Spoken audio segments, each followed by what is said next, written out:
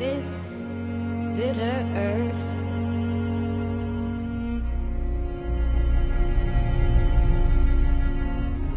Well, what the fruit it bears. Okay, so the Secret World finally launched not that long ago.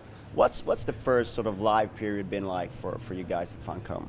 It's been tremendously exciting.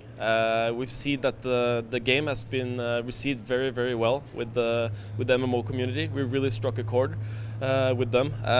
We're super happy about making an MMO that stands out with the setting, with the factions that we have, the secret societies, with the way that we tell stories. With the not having levels, not classes, and we see that the reception has been phenomenal, and we're super excited about that. Were there anything that you were surprised by the reaction, and something that you feel you need to react to?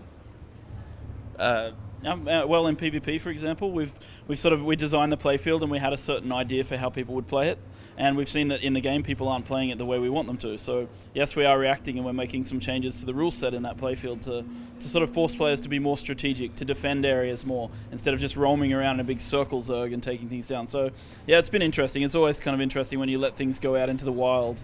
Players always find ways to do things differently than you expected. So it's it's been fun, and we're reacting very quickly to some of these things. So yeah.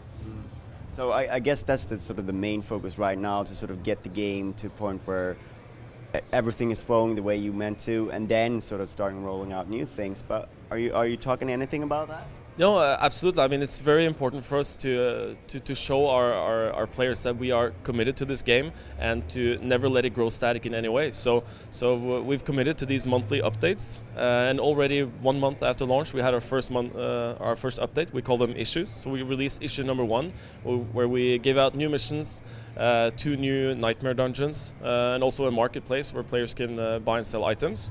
And now, only in a couple of weeks, we will release issue number 2. Which will be even more missions. There will be a hairdresser where you can dye and change your hair color and hairstyle. We've added lots of new hairstyles to the game. We're adding a plastic surgeon, so you can alter the way you look if you're not happy with the character you made at launch. And we're also introducing a whole new weapon category that we call auxiliary weapons, and the first addition to that will be a rocket launcher. So I mean, we are constantly pumping out content, and it's really important for us to keep doing that, whilst of course fixing bugs and working on the game that's already out there.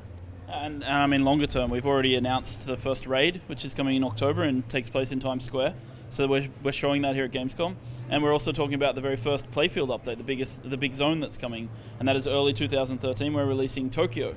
So we are sort of showing all our plans for the future. We're laying our cards on the table and letting nothing secret anymore. Not so much secret, but we're not telling people exactly all the spoilers here. But we're letting people see what we're planning, and letting sort of our player base know that we're very committed to releasing these updates, both large and small, very quickly. So yeah, it's pretty exciting.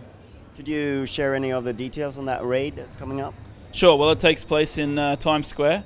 It's like with all of our style, it's all about the storytelling in the raid. Like the players are sort of investigating this huge event that's happened in New York. I mean, the city is in chaos. The military, you see jets flying overhead. You see helicopters shooting at these flying creatures that are roaming around. I kind of describe it a bit like the movie Cloverfield. You don't see everything, but you understand that something big has happened.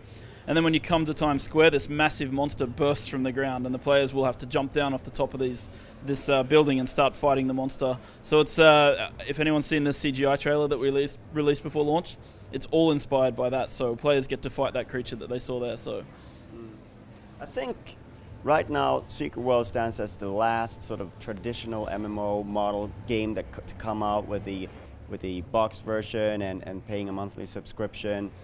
Are you sort of comfortable in that space, or are you sort of thinking like, what if we would go down a free-to-play lane, which a lot of players are sort of adapting to now, and sort of how is your mindset with regards to that?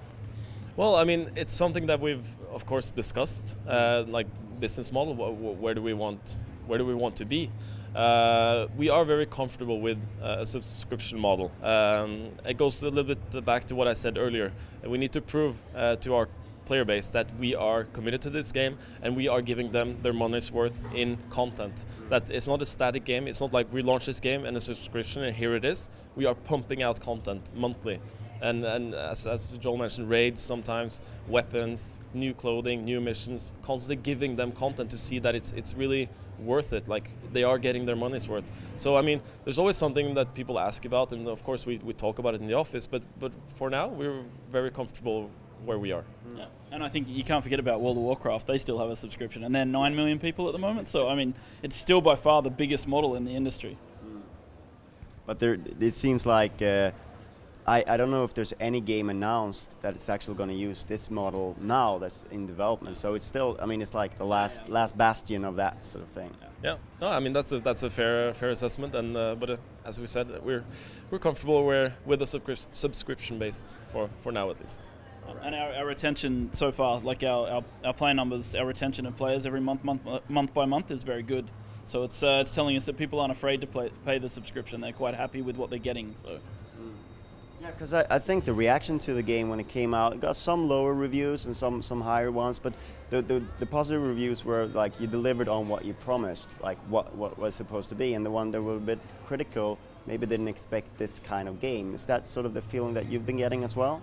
Yeah, absolutely. I mean, it is a very different MMO than other MMOs, especially when it comes to the way you play it, like how we do missions, how you cannot just farm 25 missions and go out and kill 10 wolves. You can only have like one main mission at a time. Also the way you play, you're not handheld very much. You have to make your own build. We don't have any classes or levels. It's all about like mixing and matching abilities. So it's very different. But what we've seen and sort of that really motivates us is that when we look at the reviews from MMO sites, that sort of know what MMOs are all about, they are really, really good. And that's what we really, really care about. And also we can't forget about the user scores. Like the user scores are really, really, really good. The highest rated recent PC game on Metacritic's based on user score. The best or number one MMO on MMORPG.com. So that's what really drives us, and we're very, very proud of that.